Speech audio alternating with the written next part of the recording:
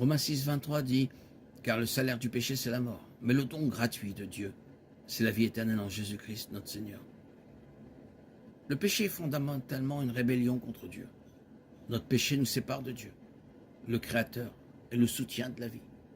Jésus a dit « Je suis le chemin, la vérité et la vie » Jean 14, 6. Dieu est connu comme le grand « Je suis ».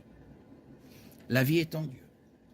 Ainsi, lorsque nous péchons et nous séparons de Dieu, nous sommes séparés de la vraie vie. Par conséquent, nous sommes forcément victimes de la mort.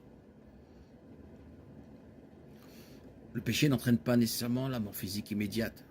Romains 6 ne nous dit pas que lorsque nous péchons, nous mourrons physiquement. Il fait plutôt référence à la mort spirituelle. Lorsque nous sommes sauvés en Christ, nous sommes sauvés de la mort spirituelle ultime et amenés à la vie spirituelle ultime. Paul a dit aux Romains, le don gratuit de Dieu, c'est la vie éternelle en Jésus-Christ notre Seigneur. Romains 6, 23. Même les péchés des croyants entraîneront toujours une sorte de mort spirituelle. Bien que nous soyons sauvés de la peine ultime, même si nous sommes soumis à la peine du péché, la séparation éternelle d'avec Dieu, nous ne sommes pas exempts des conséquences naturelles d'une relation brisée avec le Père. Lorsque nous péchons, nous éprouvons les symptômes de la mort spirituelle. Nous pouvons nous sentir coupables, vides, confus ou déconnectés de Dieu. Nous agissons comme des injustes plutôt que comme des justes. Notre péché, même en tant que croyant, blesse le cœur de Dieu et attriste son esprit. Pensez à un enfant et à un parent. Lorsqu'un enfant désobéit, la relation avec son parent est tendue. Le parent aime toujours l'enfant et a toujours à cœur son intérêt supérieur.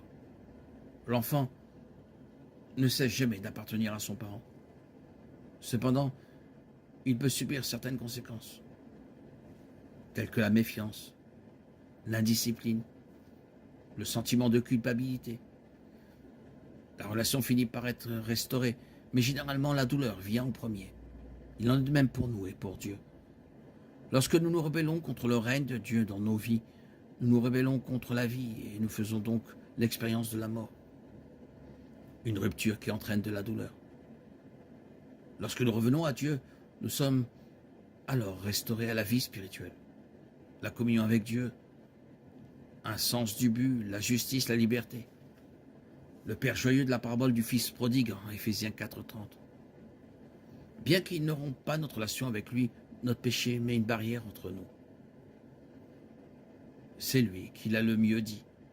Mon fils, me voici, que voici était mort, et il est revenu à la vie. Luc 15, 24. Il était perdu, et il est retrouvé. Et ils commencèrent à se réjouir.